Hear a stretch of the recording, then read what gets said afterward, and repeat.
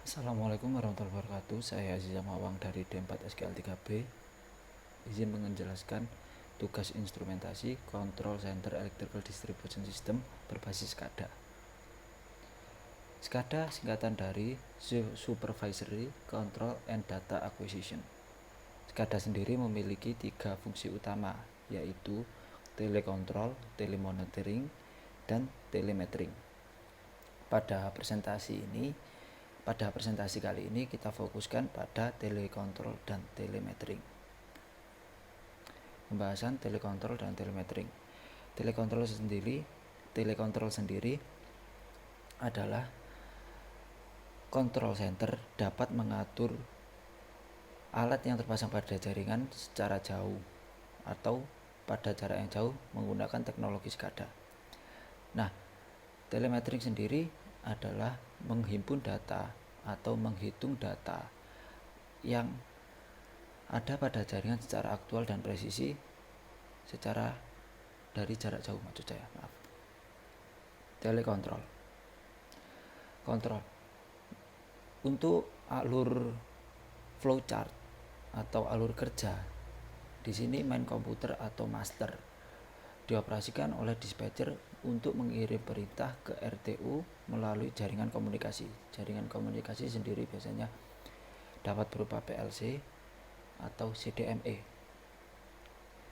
Setelah sinyal dari dispatcher atau perintah dari dispatcher telah terkirim, RTU lalu menerima dan mengolah data yang telah diterima dari dispatcher.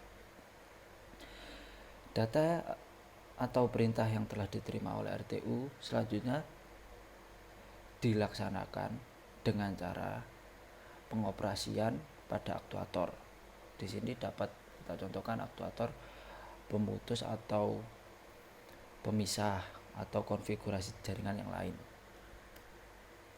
Nah, berikut adalah grafik atau flowchart dari telekontrol. Selanjutnya akuisisi data atau telemetering. RTU atau alat ukur yang terdapat pada RTU melakukan pengukuran pada jaringan. Selanjutnya, data pengukuran yang telah dihimpun atau didata oleh RTU melalui alat ukur selanjutnya dikirim ke dispatcher atau ke main komputer. Nah, main komputer setelah mengirim data dari RTU melakukan pengolahan data ulang.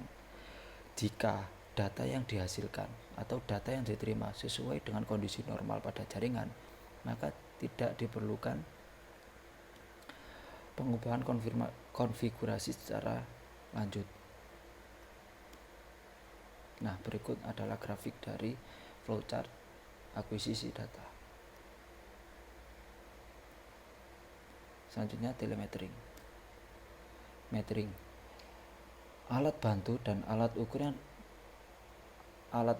dan alat bantu ukur diletakkan pada sisi outgoing transformator step down pada jaringan TM dan TR bertujuan untuk menghitung tenaga listrik yang dikeluarkan oleh jaringan. Alat bantu pengukuran contohnya adalah trafo instrumen. Trafo instrumen sendiri terdapat 2 yaitu CT dan PT. Alat ukurnya sendiri KWH meter, KVARH meter, KVA meter. Biasanya pada jaringan TM ketiga alat ukur ini menjadi satu atau dikompak menjadi power meter. Nah, spesifikasi untuk alat bantu dan alat ukur sendiri atau persyaratan utama untuk alat ukur dan alat bantu. Pada jaringan TM, CT harus memiliki ketelitian 0,5. Pada jaringan TR, CT harus memiliki nilai ketelitian minimal 1. Pada jaringan TM, PT harus memiliki nilai ketelitian minimal 0,5. Burden trafo instrumen atau beban trafo instrumen. Untuk pengukuran tidak langsung, burden atau beban trafo instrumen harus dalam batasan 25 sampai 100 pada ratingnya. KWH meter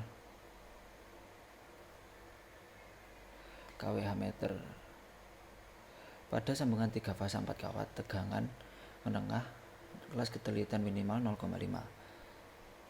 Untuk kedua, tegangan rendah pengukuran langsung dan tak langsung kelas ketelitian minimalnya adalah 1. Pada sambungan 1 fasa 2 kawat, ketelitian minimal adalah 2. KVARH meter, kelas ketelitian minimal untuk KVARH meter pada jaringan TM adalah 2 dan memiliki registrasi ekspor dan impor.